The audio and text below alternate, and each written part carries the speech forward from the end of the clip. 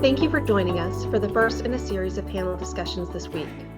We have invited experts and industry leaders to share their insights into current trends and issues around different areas that impact innovation and entrepreneurship. We will be joined today by Amanda Oborne from Oregon Entrepreneurs Network, moderating a conversation on business modeling in an economic downturn, preparing entrepreneurs to endure and thrive. Global economies, supply chains, and consumer motivations are affected more than ever by political unrest, pandemics, and climate change. It's crucial to be able to make strategic shifts. How can invention and entrepreneurial education help innovators learn to thrive while other organizations focus on survival? Amanda's work as president and executive director of OEN is helping to build a peer network connecting innovators and entrepreneurs in the Pacific Northwest to find support and resources to move their ideas forward in the marketplace. Hi, my name is Amanda Oborne, and I'm the Executive Director of Oregon Entrepreneurs Network. I'm joined today by three incredible women from three incredible schools in the state of Oregon. We have Kim Fries from Road Community College, Tichelle Sorensen from Portland State, and Kay Molketin from University of Portland. Welcome, ladies. Thank you. Thank you. How about we have each one of you go through and introduce yourselves and your school and tell us a little bit about your program. Kim, do you want to start? Sure. My name is Kim Fries. I'm the Dean of Science and Applied Technology at Road Community College, former entrepreneur for about 35 years, and then decided to move into the education system with the hope of further promoting entrepreneurship and inspiring other entrepreneurs. Fantastic. It's wonderful to have you here. And I'd love to see exited entrepreneurs turn around and help everyone coming up behind them. Thank you. It's great to be here. Tichelle, how about you? Hi, Amanda. Well, it's interesting to be part of this panel today because I started my career in an industry that was massively disrupted back in the 90s, the music industry. So I watched that happen kind of from the inside, transitioned to the practice of law for several years, and then joined Portland State as the academic director for the MBA program. So now I manage all the aspects of the curriculum and the experience for the MBA program at Portland State. That's fantastic. We just worked with a whole crew of PSU interns on Angel Oregon Tech, and they were fabulous additions and very helpful to the program. So we were psyched to have them there. Great, thank you. All right, Kay, our other Portland representative from the University of Portland. Tell us about your program. Sure. So my title technically is Professor of Practice for Entrepreneurship. And I'm also one of the three directors of the Franz Center for Leadership, Entrepreneurship, and Innovation. And the program that I'm mainly responsible for is our Entrepreneurship Scholars Program, or eScholars as it's called, which was started about, I think 22 years ago by our dean that recently retired, Robin Anderson.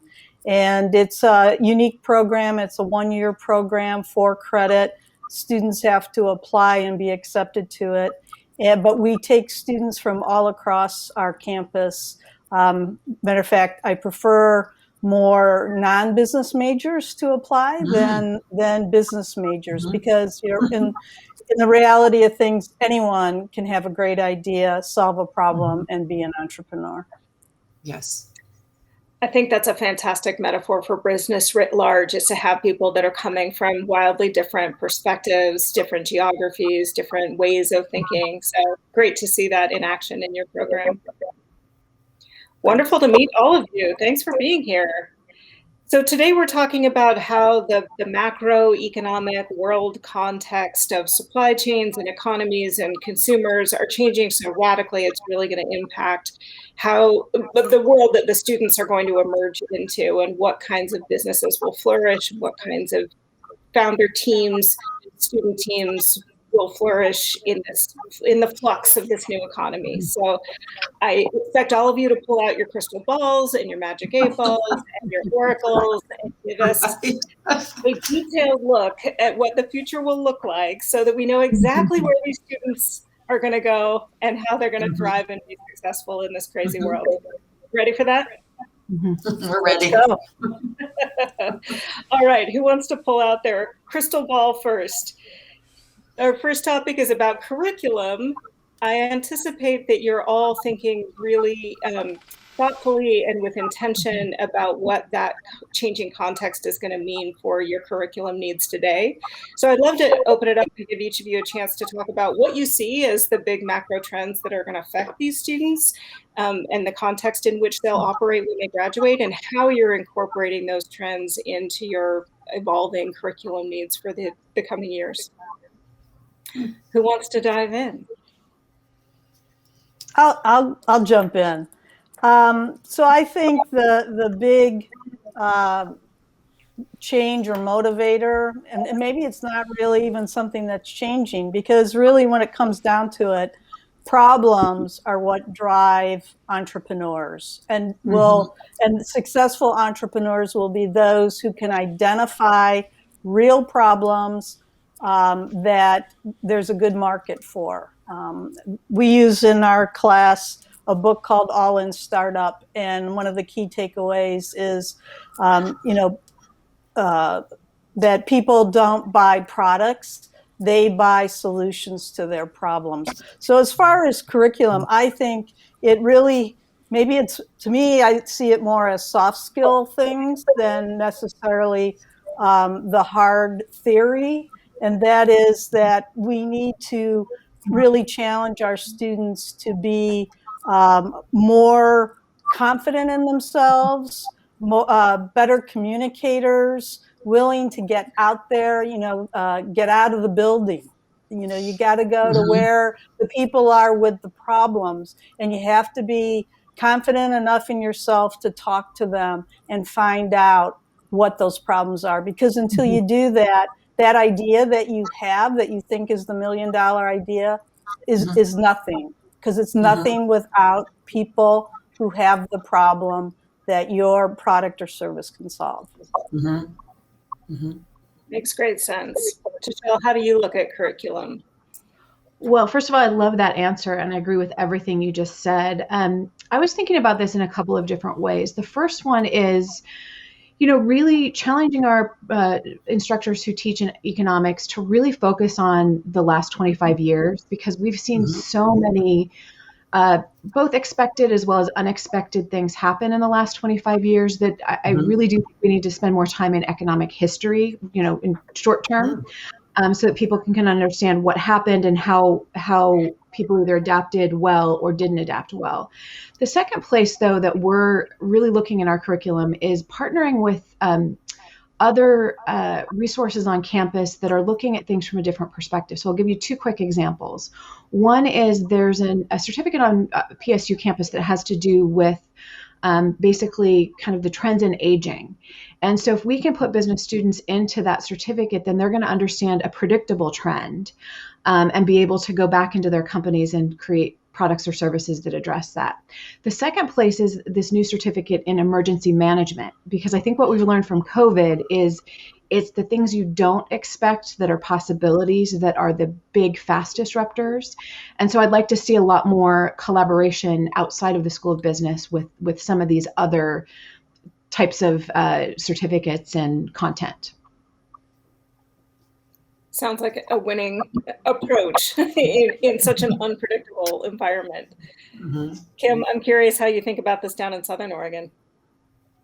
So at a community college, it's interesting because what we found with just the COVID-19 pandemic and the economic disruption, a lot of times that's provides a lot of opportunities. We do not offer a lot in the way of entrepreneurship, and I'm really hoping to change that as we go. But I think we really looked at it as more accessible delivery options in our education.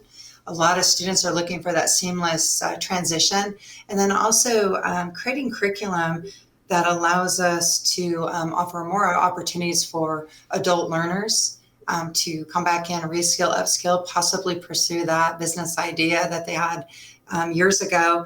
I'm really working on tearing down the walls between non-credit and credit learning to open up the opportunities in our offerings. And then primarily I work with CTE programs in the science. And so right now, my biggest piece was educating the faculty. I couldn't even get to the place where you all are at because their mindset was such that it was just really delivering this curriculum, getting students on the path, getting them to finish the path, without that thinking about how to get students to think outside the box of possibly creating their own job versus just getting an education and moving in a job. How can we create more innovation, exploration in our programs? So right now I'm working on some short-term certificates, non-credit and credit. And then we're embedding entrepreneurship activities and course opportunities within our current technical program. So it's kind of a pilot. And so we'll see how that goes. But right now I was really getting the faculty on board. And then I'm working with our business department, and we're working on a couple new courses that are non-degree that teach about, I have some notes here, economics, free enterprise, career options, again, as the soft skills. So allowing the students to take some courses is actually really foster entrepreneurial mindset and thinking. That feels like a really important nugget to draw out here. I love that you're addressing adult learners and tearing down the walls between credit and non-credit classes, that you're really in a very practical way finding ways to incorporate new perspectives and get people into entrepreneurship, or open doors for them, I guess I should say, to entrepreneurship in maybe less traditional modes of thinking, that you can be an entrepreneur at any age. And in some cases, as these sector industry level disruptions are happening and people are getting retrained and adapting to their futures in new ways at any age, that entrepreneurship might be a really great way for them to update their skills or try something new or create a productive path for themselves if one door has closed and now it's time to open a window. Yeah, I like that. Before we leave the topic of curriculum, I have another question, which is, there are several panels going on as part of Invent Oregon this week that are talking about rapid prototyping, circular economies, distributed manufacturing, and all of them seem to focus on supply chains tying back to the local economy. And I'm curious about how you're seeing these kinds of areas be incorporated into your learning modules. Tichelle, you want to kick us off with this one? Yeah, and I love this question. I've spent a lot of time thinking about this and actually looking at what people are doing locally. And what I've realized, and this kind of goes back to the first response in the last question, it really does come back to leadership. And I would say personal relationships. I think the move away from transactional relationships to really investing in relationships with suppliers, in addition to customers, and maybe even some other people in your industry. So what we're seeing right now with, the cost of wood as an example, I had several conversations with people who use a lot of plywood, and a lot of the local organizations or local companies that have direct to customer relationships were reaching out and saying, hey, this is coming. What are your needs? Let's get you what you're going to need for production for the next few months. Whereas anyone who's relying on Home Depot or Lowe's or big box stores didn't have those relationships, so they didn't see it coming. And then all of a sudden they're hit with these incredible surcharges, and they just weren't in that natural place of being able to adapt quickly and to start planning ahead for that disruption. As someone trying to replace a fence in her backyard this summer, I'm really frustrated that I didn't know ahead of time that this radical increase in the price of lumber was coming. So timely. Dave, what's going on your end with these learning modules and these supply chain disruptions?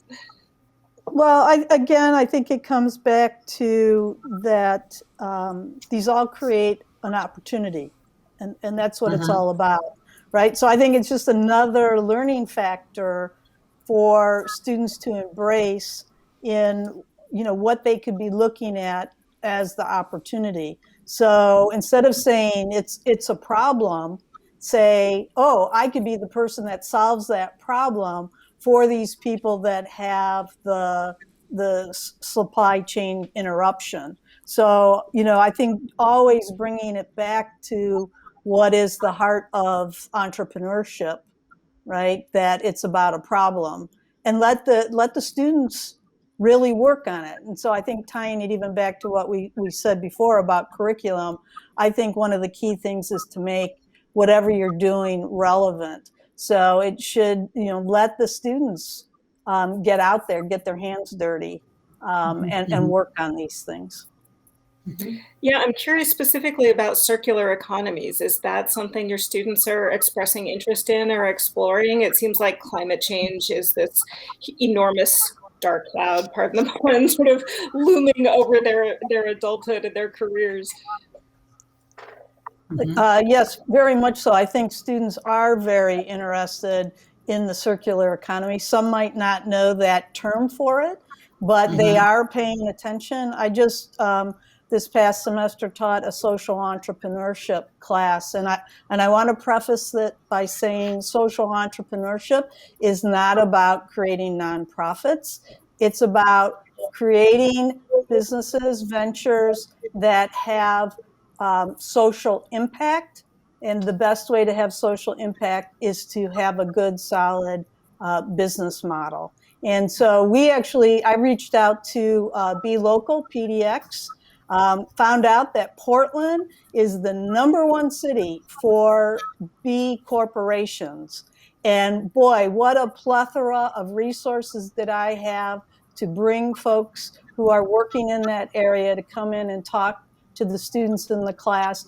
And we had several people who came in and whose businesses are looking at and working through the circular economy. And it's not just here. A company here in Oregon that's doing that all of a sudden started getting inquiries from Europe. And they wanted to know, well, what's your business model? How are you doing this? And then before they gave away their secret sauce, they realized, wait, there's an opportunity for us. And they've actually opened a second location in the Netherlands doing the same thing. That's amazing. Yeah, and the students were just fascinated by that.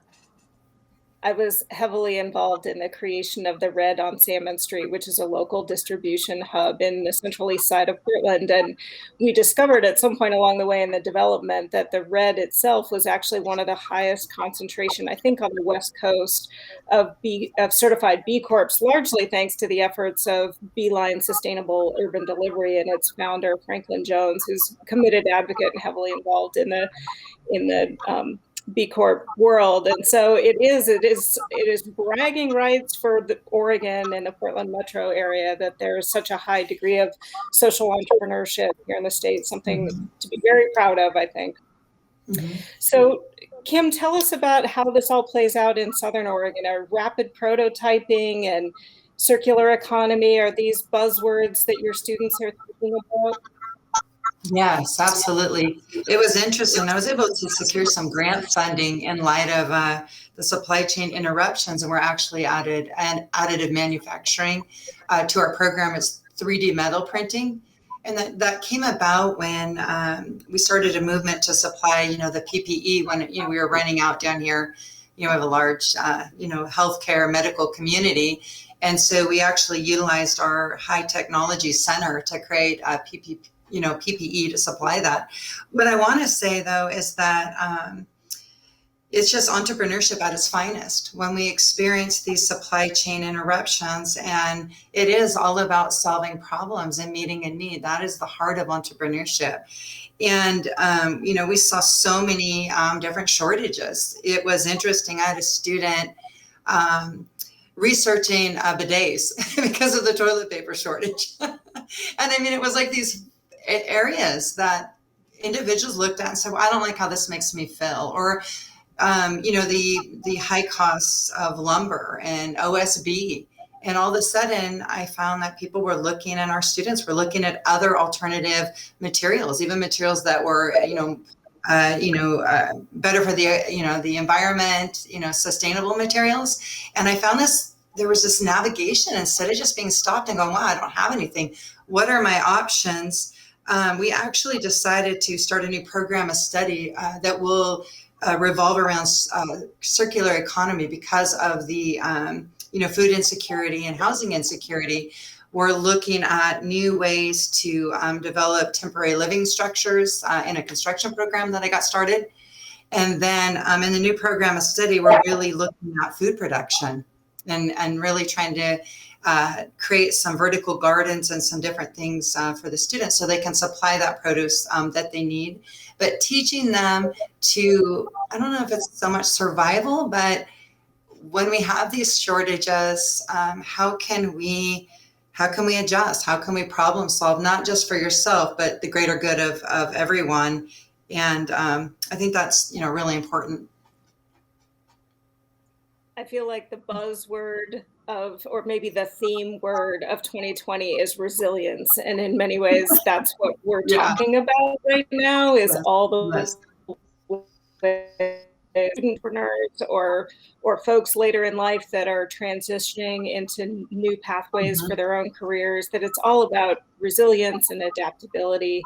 I'm curious to hear what you think about, what are the ways that people are not just surviving this time and this lack of certainty and all the ambiguities of the future that I think have been laid bare because of what we all experienced through the pandemic.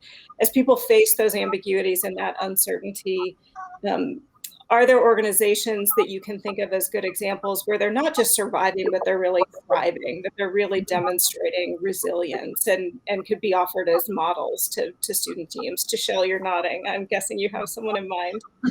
Yeah, I've just really been impressed with what the restaurant industry has done. And I'm not talking just the pivot to takeout, but some of them have put together meal kits or kind of rethought what the model is for restaurants. And the ones that have survived this, a lot of them are also now going to be mobile in the future. There was a great example of a company out of Argentina that I heard the story. It's this huge organization or this huge warehouse where it's filled with antiques. And they thought their model was, getting people in to look at the antiques and things like that. But they realized that they could, open a food truck or do takeout or just do things in different ways. And I think that's been a really good, fun thing to watch in a city that is so focused on its food scene here. I was really worried about the food scene as the pandemic hit. And I feel like so many restaurants have done an amazing job of staying relevant and changing their model to make it work. Yeah, they say necessity is the mother of innovation, right? And I feel like chefs and restaurateurs this year have been living that, as difficult and challenging as it's been. So many of them have risen to the occasion and have come up with new models and new distribution mechanisms and have rethought how they do what they do. And thank goodness, because that's one of my favorite things about Oregon is its incredible food. Yeah, yeah. And what examples of resilience or adaptability have you seen in your area? I absolutely, with the restaurateurs, their ability to navigate the challenges, they pivoted to be able to deliver meals, takeout, created, outdoor spaces, restructured their menus. It was quite impressive. The other thing I want to see is just a plug for community colleges. It was just this last year, in light of moving to remote work, still being able to support our students, offer classes more so from the current technical aspect because they're really heavily hands-on learning, lab-based, to be able to navigate that within just a few weeks and move all of us remote. And science classes, which typically the faculty said, we can't do it, we can't go online. We're like, you have to. Our students need us. We're going to be resilient. 3 weeks we worked like crazy to move everything online. And then same with the current technical, I bought webcams and we taped videos. We did everything we could to navigate, and we put in the hours, and that resiliency has paid off. And I also want to say that, for our community, in our community colleges, it was really apparent that we needed to update our technology and our systems. They were outdated. What we thought wasn't possible was possible. And we went through a lot of challenges, especially here with not only just the COVID pandemic, but the changes in the economy, large numbers of people unemployed, and then we got hit with the fires. So I'm going to say resiliency was at an all-time high. But again, what happened out of that was, instead of just surviving and saying, well, we got to get back in class so we can get our FTE numbers up, we went, how can we look at the model that we're offering? because the world of work is changing. We have more, was it like 16.9 million, I think, Americans were dislocated from work. So I asked those that I work with, I said, how can we change our model? How can we meet more adult learners? How can we not just go back to what we used to do, but how can we thrive and really broaden our demographics? And so I'm really looking at an adult learner model so that they can, there's childcare issues now. There's a lot of things, that are happening. So how can I create education models that help our college thrive, but also help those that are, most in need? And so I think that that's been kind of exciting. I mean, I know it's been a rough year, but I'm very excited with what the challenges have brought and forced us to, get out of our comfortable place that we're in, which happens in education. I know it's shocking, but moved us out of that to see how can we meet the needs of the community and the people. So for instance, electronics, I wanted to tell you this really quick. Electronics is a really incredible program. And it was very challenging given the open labs and the curriculum, and it's fairly intense for students to join our electronics program. When we went all remote and online, we really looked at our delivery models, and we changed them, and they just have this phenomenal way of delivering the classes. We brought in our demographics, so a lot of individuals who needed to upskill were out of work, or individuals out of our area were able to take these classes, and it really changed their lives. And I want to proudly say that about 6 of them got hired. So a few of them were unemployed, and they got hired with some local companies. So I think it's very exciting. That's fantastic. Congratulations. Mm-hmm. I do think that's one of the interesting things about the pandemic, that it certainly has been challenging and painful in so many ways for so many people that have lost jobs, or particularly all of us as women professionals know that if you have children at home, it's incredibly difficult to carry on with remote work while dealing with young kids and all that sort of stuff. There's no end to the challenges, but there's also silver linings. There really have been some moments where, as you were just describing, there are situations that we thought we couldn't handle. I mean, who thought that you could rejigger your entire distribution methods of your coursework and your product, so to speak, and do that all and adapt in 3 weeks to an online model. I mean, it really is incredible what people were able to do to rise to the occasion and prove to themselves that they could do it and get a dry run at, a lot of our in the investors we work with and other entrepreneurs have noted that basically COVID sped the world up by 5 years or 8 years in terms of technology adoption and willingness to do things like order online or make use of delivery services or all those kinds of things. So I don't know that we're going to go back to the way things were. Yeah, I think what'll be really interesting, or what I think will be interesting, and I'm looking forward to seeing how it pans out, is really how corporations operate, how they change some of their practices. Because I think all of us, all of the working stiffs out there, if you will, I think that this has allowed us time to prioritize what's really important to us. And so I think it's raised then the expectations or the must-haves from the employers, from the corporations. And so, I mean, if you think back in the Silicon Valley, tech boom thing, right? The big thing was, you could get a massage, or they'd come and get your dry cleaning, all those little perks. But now I think people are going to want those perks of, I can be as productive or even more productive, not being in the office 40 some hours a week. And it's fascinating that all those perks were just designed to keep you there around the clock, right? If we pick up your dry cleaning and we bring the dentist in a Winnebago out to the parking lot and we have dinner delivered, then you just never need to leave. You can sit in front of your computer and keep poking code all night, right? And so I think you're absolutely right that the pandemic has completely readjusted people's priorities and they're ready to optimize for the things they care most about. Yeah, Amanda, I believe, the pandemic has certainly accelerated the future of work. I'm a clinical psychologist, so everything I do has that human component, helping people maximize human potential. And so I always say, human skill is included in any technical skill. And you tap upon something that is, I think, so important, is that programs need to be rooted in like our local needs, because a lot of students that I speak to, and even industry, individuals want more, than that 8 to 5. They want more. They want to feel like they're making a difference or meeting a need. The world of work is going to continue to evolve and change. I have found with industry that they're reaching out even more because we're taking this approach. And so we're creating some training programs for industry that have that human skill and, that technical skill, and more industry are open to entrepreneurship. When I wrote my dissertation, I switched it, which wasn't popular in the world of clinical psychology, to study the benefits of entrepreneurial mindset in community college students with mental health issues.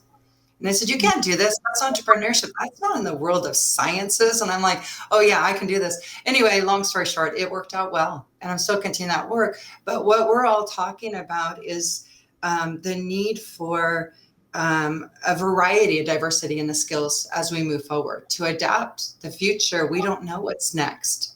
So how can we offer programs that really foster entrepreneurial mindset, perseverance, self-efficacy, resiliency? That's I think the direction I would love to see us move forward in higher ed with.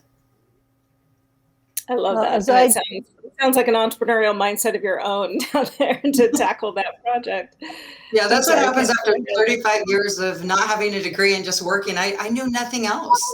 So yeah, transitioning to the community college system was a little bit of a stretch for me. I'm used to, boots on the street, go. but it's been really great as well. I think it's helped open up different perspectives, within the community college system. Mm-hmm. I bet your faculty meetings are a lot of fun. We had one right before this. We're having a blast. I have a group of the high tech faculty. They were like, oh, we're not interested. We're not doing this. Now they're creating short-term stackable credentials. They're asking me to give them more. We're embedding entrepreneurship. We're creating an innovative space for students. Never did they think they would ever go here. They literally told me that, but they're having so much fun. Good for you. Okay, you were going to add something. Yes, I was going to say, I always tell my students that, especially ones who say, oh, entrepreneurship's not for me. I'm a music major or English major. And I tell them, I said, you know what, you already have an enterprise, whether you know it or not, and it's yourself. And so I really think, and I always say entrepreneurship is more than just starting a business, right? It's about this mindset.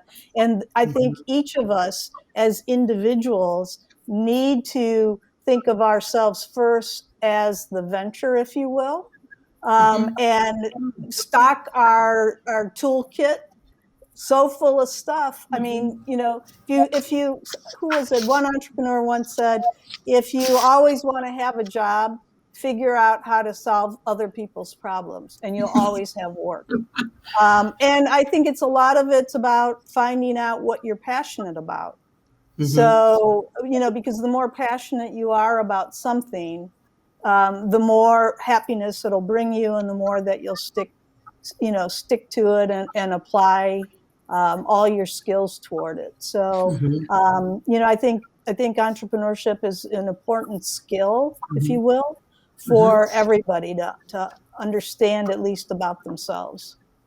Yeah, I like that idea of treating yourself and your own career and your own work as in the venture, the entrepreneurial mindset, because I think it sounds daunting, it sounds prohibitive, it sounds scary to say that you're an entrepreneur, you're going to go start something. But if you recognize that you're doing it all day, every day in your own life, that brings that mental barrier to entry down a little bit, maybe.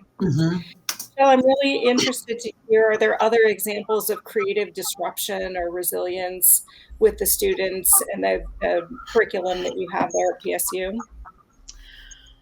So I was just thinking about kind of our Lunch and Nine program that we have run until I think I've been talking to OEN about a different model moving forward. But the projects that are going through right now really do touch everything from circular economy to, disruption in the marketplace, what's happening in hotels and musicians and things like that. And they really did create these new business models that carry those forward.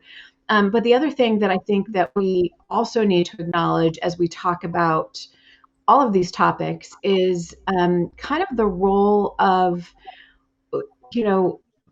equity, of paying living wages, of being mindful of the goods and services that we consume and how that impacts other people and how that impacts the environment. And that's always kind of an intersection of what's going through all of our students' business ideas and all of their concepts, is how can we build this concept in a way that is basically ethical, making sure that we're not having people who are living on starvation wages, delivering our food is something that I think is going to be really important to this whole conversation. So I hope that answered your question. It's something that I think that we have to acknowledge as we're talking about entrepreneurship in the future.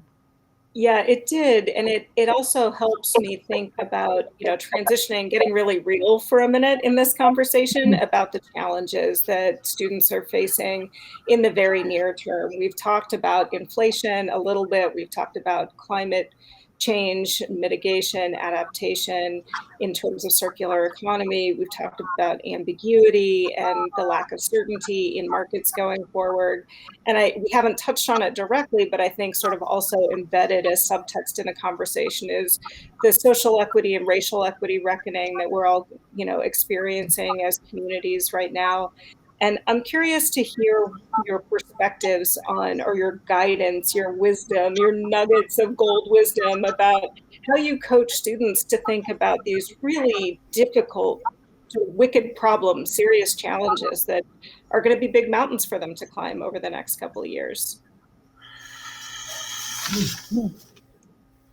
I think my advice generally, and actually it's an approach I take with even their ideas that they're working on in the program, which is sometimes they tackle something that is huge, and then that is overwhelming. And it doesn't matter if you're 18 to 21-year-old without a lot of life experience. I think any of us, if I sat down and said, okay, I'm going to tackle, homelessness or poverty or, food deserts, that's huge. I mean, that would be daunting for myself, as somebody with, lots of more years of life experience than our students. But I think it's about showing them that you have to start small and do what you can, and then you build on that and you create momentum, and it becomes additive, if you will, once you get started. But the whole point also is you have to start. I guess if we take Nike's thing, just do it, right? That you have to start somewhere. And once I think students see that, I don't have to save the world, that's not my responsibility, but I can contribute by saving, my corner in Portland or my corner wherever they live, right? And if they start there, that it will grow and it will build and they'll be successful and they'll have great impact. And if if everyone's tackling those problems in their immediate community or the things that affect them most directly or with the most animating force and passion for them, then those things all add up, right? That's all cumulative, and we do see big shifts then as a result. Are there other examples or ideas, Tichelle or Kim? Yeah. It was mentioned. Sorry. Go ahead, Tichelle. Go ahead. Oh, okay. Thank you. So there's three things that I think about when I was thinking about your question. The first one is we have to talk about empathy, and that's something that I think we've been a lot more explicit about lately. Where there's a lot of different perspectives in the world, but if you start by really listening and having empathy, whether it's the person who's in front of you or it's a big social problem and you're bringing in the third party who's not in the room, do it with empathy.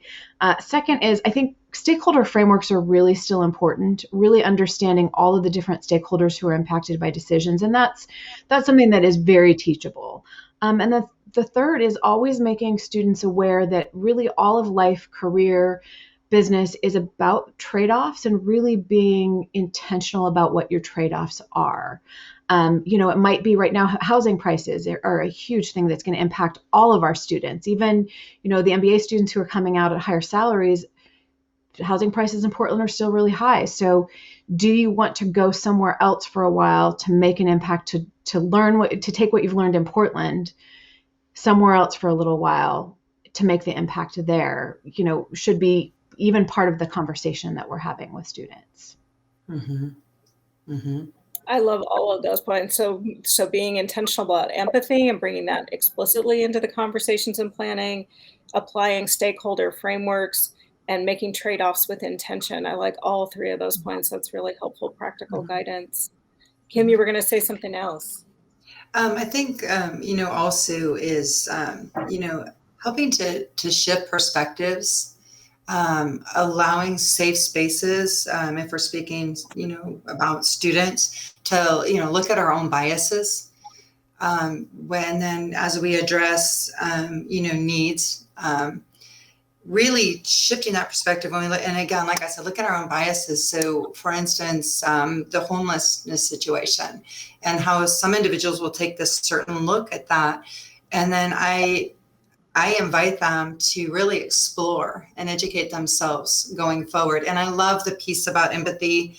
Compassion needs to be a part of our work.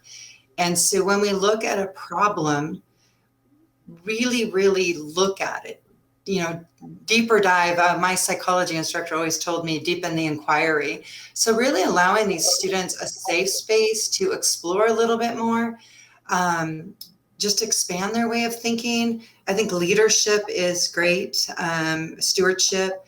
I'm a huge fan of peer-to-peer work. Within my psychology classes, I added the stewardship, sustainability, environmental piece, and students would often say, why are you doing this? This is psychology.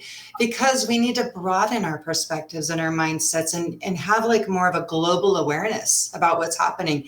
So I think that it's really important that even the activities we offer in all of our coursework, I would give the students problems, like the garbage dump that's in India, and what could be done about that, and what's happened out of that. And so I would give the students, they draw a card and they had a global problem. How would you address this and how would you fix this? And then moving forward, is that going to impact your career pathway or the direction that you're moving? So that the students are motivated by, we always want financial stability and success, and we always promote higher ed, but how can we also promote the, that diversity, that equity, that inclusion piece in our students, and actually making a difference in the world, maybe with what they're doing. And I think that's probably the core of my work is it's going to take a lot of us to make a change in the world with so many things stacking up. And here we have these incredible young minds. And it's and even the adult learners, they tell me all the time, Kim, how can I make a difference? I want to make my mark on the world. So I think really going forward, finding spaces to collaborate to allow for this work to happen. I'm wondering, we've gone through a discussion here of some of the high-minded ideals that we think can be embedded and integrated more deeply into entrepreneurship and progressive, particularly as successive generations of new entrepreneurs come through and start building up their businesses. And I would like one of you, maybe Kay, to take a very hard-nosed response. Give us an idea of how we go from where we are today. We face, hardcore late stage capitalism, dog eat dog competition, survival of the fittest, that I think is probably a maybe overstated slightly, but sort of a characterization of the business world up to this point. And obviously we're transitioning to one that we think has the power to be more compassionate, more empathetic, hopefully take better care of the people in it and the natural resources on which it's dependent. How do we get from here to there? How do you take the capitalism as we've known it and iterate on it to adjust to this new, the future we want? Ideas about that? How do we align from here to there? That's a loaded question. I'll try not to get on maybe too much of a political platform about that, because in the United States, when you talk about capitalism, that's a hot button topic. But I think we need. I think we would all be better off capitalism with a good dose of humanity.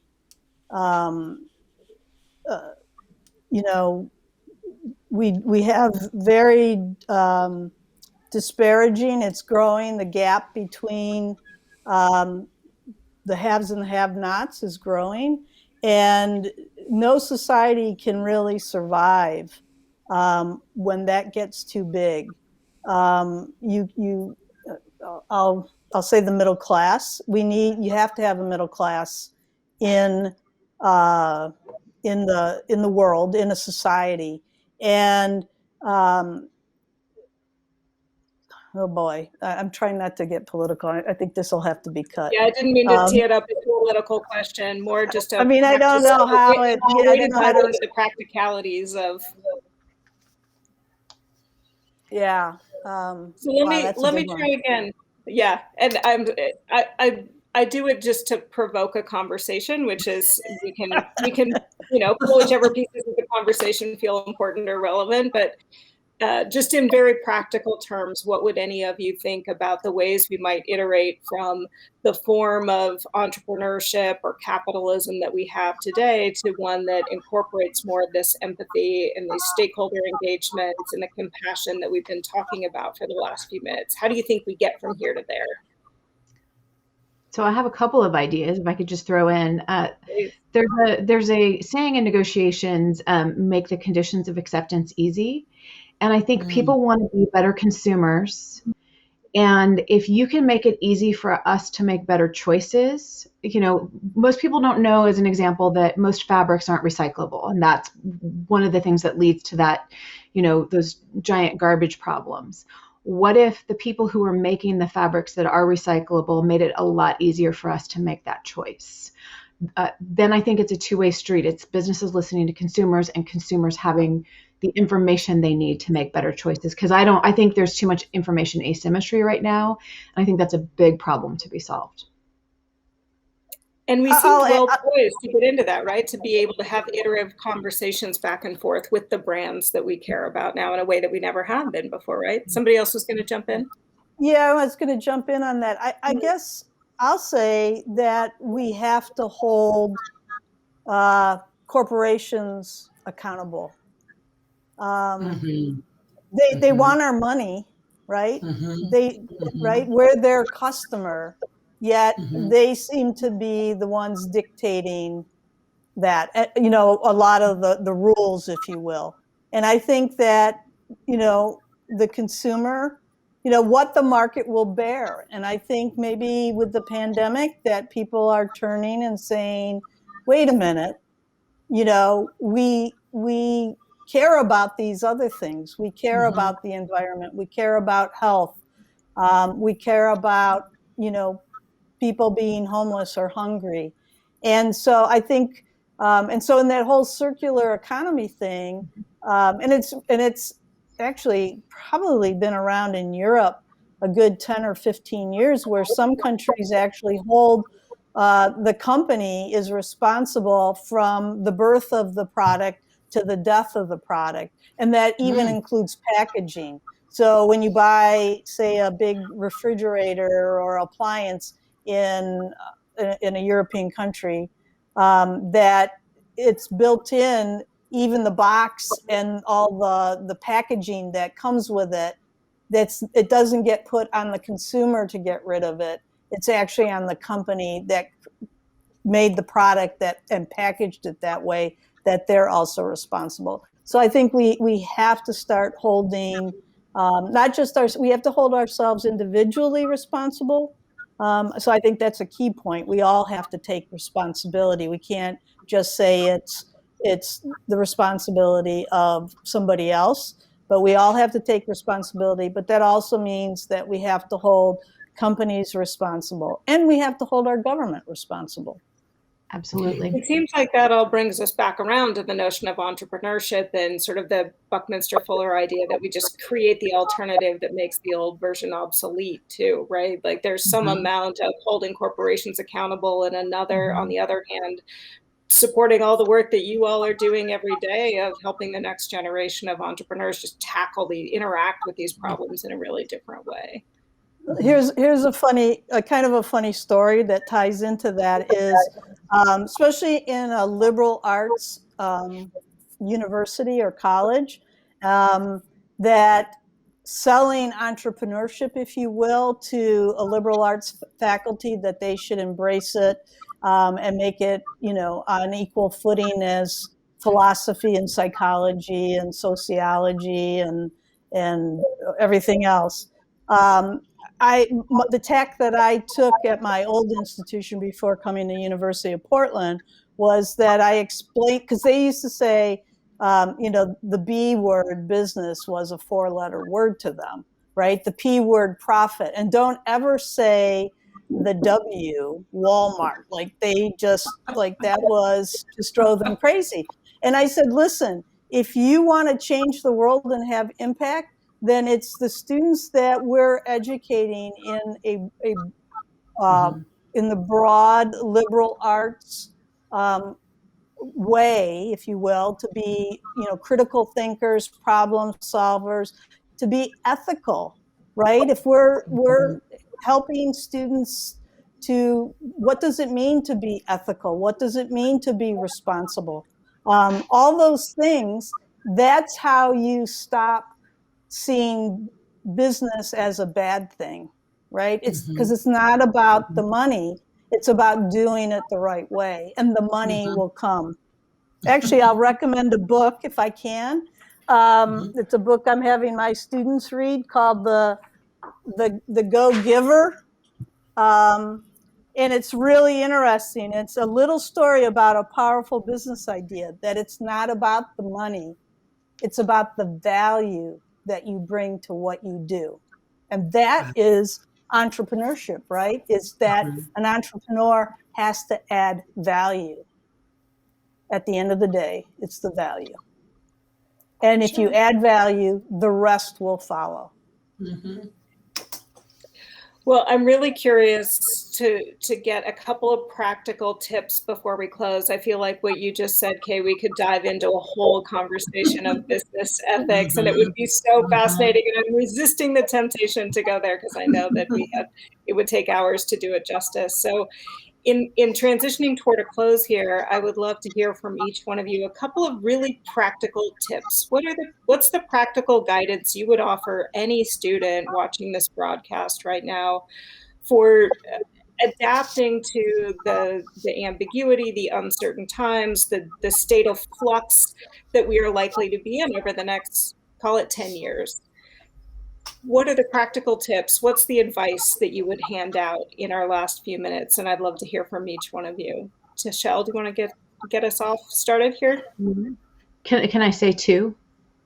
You can. Two yes, pieces. Please. Okay. Kick us off. The first one I would say is listen, and listen to your employees, listen to your customers. I would say sometimes it's hard. Everyone's busy, and email makes everyone busier, and meetings make everyone even busier. But when you take the time to really listen to what your customers are saying, what your suppliers are saying, what your students are saying, you're going to learn a whole lot more than if you're just constantly trying to sell. So that's a big one. The second one is, I think that there's room for people to rethink hiring, and this is probably a whole other topic. But you get these job descriptions. I spend a lot of time looking at job descriptions because of a project I'm working on. And there's so much maybe fantasy in them, right? And there's so much of I want this really, really, really sharp tool. when I think there's a whole lot of generalists. I'm listening to kind of the value of liberal arts education, which I completely agree with. There's so many people who have these multi-skilled, generalist approaches where they can learn the few things that are really essential, but bring a lot more breadth. And I think that people need to be brave enough to really rethink what's the job they're hiring for, and what talent can you bring into your organization that can be useful in so many ways. So those would be my two. I love that. I think there's so much opportunity for people to flex and evolve during the course of a career that they can probably learn all kinds of things on the job. Thank you for that. Kay, do you have an idea of a nugget of wisdom or advice? Yeah, and I'm going to frame my little nugget for students, and clearly the ones watching this are inventors / entrepreneurs, right? So my thing is, it'll tie back to what was just said about listening, is don't get wedded to your idea. Oftentimes they come and they start with an idea, and it's not about the idea. It goes back to what we said in the very beginning. It is about the problem that people have that needs to be solved. And so too often they just think, I have this killer idea. And of course they don't want to tell anybody because you're going to steal my idea. And I tell them all the time, you know what? Don't go that route. You need to go through this process to validate the problem, that there is a market, and then you can work on the solution. And so it comes back to that listening. You have to go out and listen to what people are telling you. Because if you sit in your room, if you sit in a bubble somewhere and spend all that time, money, and energy and create a product, create a business, it's going to fail because you haven't listened to what people really need. So that's my nugget, is that, you got to start with the problem and don't get wedded to that idea. And the more you talk to people about it, the bigger, better that solution, when we get to that point, will be. Yeah, I've always heard you should be able to plaster your idea on the front page of the paper, because if it's that easily duplicated, replicated, then you probably don't have a great idea in the first place. And I think you're right. There is a process that people need to go through, which means sharing it with the world and getting feedback, but spend the majority of the time validating the problem first. That's great advice. And don't just share it with your friends and family, because they'll tell you you're brilliant and it's wonderful. I always tell them, you got to go share it with other people who will tell you if the baby is ugly, because they don't know you, and they'll tell you your baby is ugly. That's a bad idea. Great advice. All right, Kim, what advice would you offer from Rogue Community College? Let's hear it. Mine would definitely be a nugget for the students, because I've done this so many times. Don't be afraid to fail. Some of my most epic failures were my best businesses. Ask questions. Ask questions of other entrepreneurs. Understand your why. Why are you doing this? Why do you want to do this? My dad always told me, where there's a will, there's a way. If you're passionate about it, you can do that. 2 more things: yesterday, today, and tomorrow. As you forecast and look at your trends, look at the past, look what's happening today, look at the future. How can you make a difference? And then for you students out there, believe in yourself and your untapped skills, talent, and potential. There are probably things that you haven't even discovered yet. And when you take on the entrepreneurial journey, you discover a lot about yourself. So don't discount that self-discovery exploration piece. That's great advice. Thank you. And my thanks to all 3 of you for being here. It's exciting to get to be part of Invent Oregon. I'm very honored to be in this role and playing this part, in this very small part in a big, big project that involves, I know, many, many, many people. So I want to thank all of you for the time.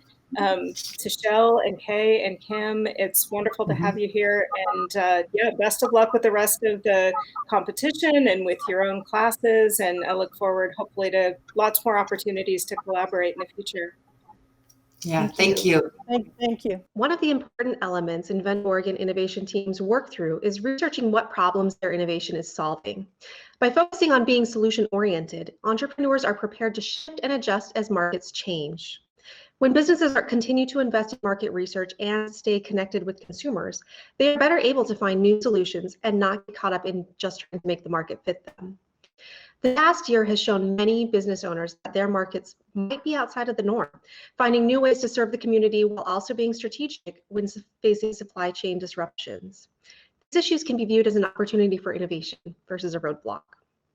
It's important for educators to bring relevant examples and let students engage in open discussion as to what inspires them. While circular economy is not a new concept, it does go by other names and matches well with the motivations of young, conservation-driven innovators. The entrepreneurship mindset encompasses more than just starting a business. When we view ourselves as a solution to problems and invest in personal development, an invaluable product is made. Innovation can happen on a small scale. Investing in our own communities will have a global impact. All of our efforts to make the world we live in a better place are valuable. Don't forget to register for the pitch presentations by our student competitors, live on June 25th, starting at 9 a.m.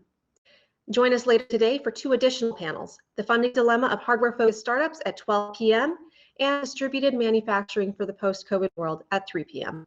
The programming today would not be possible without the generous support of our sponsors. The Lemelson Foundation,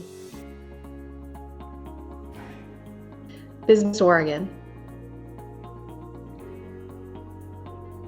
Stoll Reeves, Oregon Community Foundation, the Ford Family Foundation, Horan Media Tech Advisors, Portland State University, Wells Fargo,